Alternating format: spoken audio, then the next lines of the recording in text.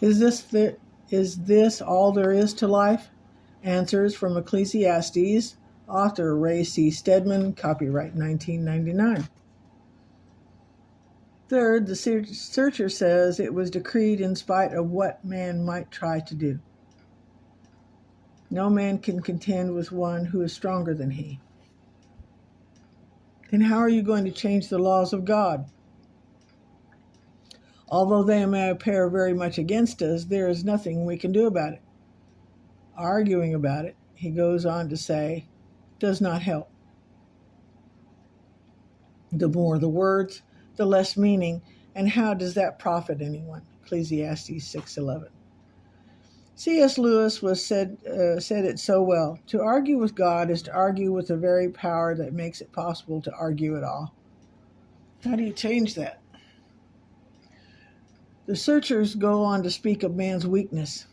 There are two reasons why the law cannot be changed. First, because God decreed it, and second, because man is so limited. Who knows what is good for a man in life during the few and meaningless days he passed through like a shadow? Who can tell him what will happen under the sun after he's gone? He asked two questions. First, who knows true value in life? Where is the man who understands what is good and what is bad? Nobody does, so the searcher asks, who knows what is good for man? Did you ever wish for something you thought was just right for you, and then when you got it, you wished you didn't have it? A high school boy once said to me, I prayed, Lord, if I could just go with the beautiful girl, I'd be the happiest boy alive. Then we got acquainted. He went out a few times together, and I found myself praying, Lord, if I could just get rid of this girl, I'd be the happiest guy alive. Who knows what is good for a man? Surely we don't. Then the second question, who knows what is coming in the future? Who can tell him what will happen after he is gone? Who knows what are the results of your present choices will be, given our limited, narrow vision of what life is, which is true of the smartest and the most erudite among us. What business have we complaining to God about how our life is run? Let us accept the reality that we are not wise enough to know what is good for us, and then let us trust God to choose the elements we need. If prosperity is not always good, as the searcher has clearly shown, then it is equally true that adversity is not always bad. Suppose hard times do come. What then? Many good and even great things can come out of them. In chapter 7, a series of Proverbs lists the good things that one can happen in affliction. Here's the first one. A good name is better than fine perfume, and the day of death is better than the day of birth. Ecclesiastes 7:1. Don't miss this play on words. The Hebrew word for name is shem, and the Hebrew word for perfume or ointment is shemen. The searcher is saying that a good shem is better than precious shemen. This, of course, refers to the perfume, which has the ability to attract others. The searcher declares that a good name is truly influential.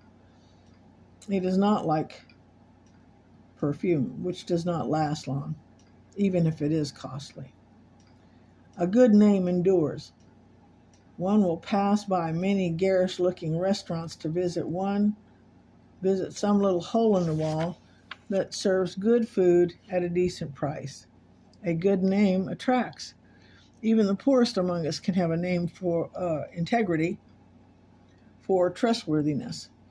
Even though you may not be able to afford Chanel No. 5 and other expensive perfumes, yet you can always afford a good name. Another aspect of adversity is a lesson that sorrow teaches.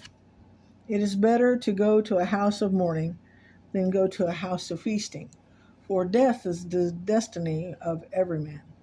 The living should take this to heart. Ecclesiastes 7:2. When you are confronted with death, you are no longer dealing with side issues. You're dealing at last with realities. Death leads to realism. Though it will bring sorrow, grief, and mourning, you set aside the shallow, ephemeral aspects of life and start to deal with facts. On the other hand, feasting can be deceitful and lead to unreal living.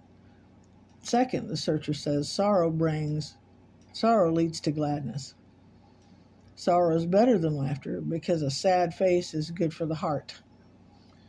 And not only gladness, but wisdom. The heart of the wise is in the house of mourning, but the heart of fools is in the house of pleasure. Ecclesiastes 7:4. How can that be? How can sorrow, grief, adversity, and pain lead to gladness and wisdom? Anyone who has been through a painful trial knows that it is often true. Even though the events he describes happened a decade ago. John Ehrlichman's book, Witness to Power, makes fascinating reading. Ehrlichman served under Richard Nixon and was for a while one of the most powerful men in the United States. He fell from power when he became involved in the Watergate scandal, and was sent to jail. Here are a few excerpts of his account before and after the days of Watergate, taken from the last chapter of his book. He says, "When I went to jail, nearly 2 years after the cover-up trial, I had a big self-esteem problem. I was a felon, shorn and scorned, clumping around in a rugged old army uniform, doing pick and shovel work out in the desert. I wondered if anyone thought I was worth anything. For years, I was able to sweep most of my shortcomings and failures under the rug and not face them. But during the 2 long criminal trials, I spent my days listening to prosecutors tell juries what a bad fellow I was. Then at night, I would go back to a hotel room and sit alone thinking about what is happening to me. During that time, I began to take stock." He goes on to describe how his marriage failed and how he went off by himself, seeking solitude on the cold, windy shores of Oregon, where he stayed alone in a cabin. "I stayed about 2 weeks. Every day I read the Bible. Excuse me. Walked on the beach and sat in front of my fireplace thinking and sketching. With no outline or agenda, I had no idea where all this was leading or what answers I'd find. Most of the time, I didn't even know what the questions were. I just watched and listened. I was wiped out. I had nothing left that had been of value to me: honor, credibility, virtue, recognition, profession. Nor did I have the allegiance of my family. I had managed to lose that too."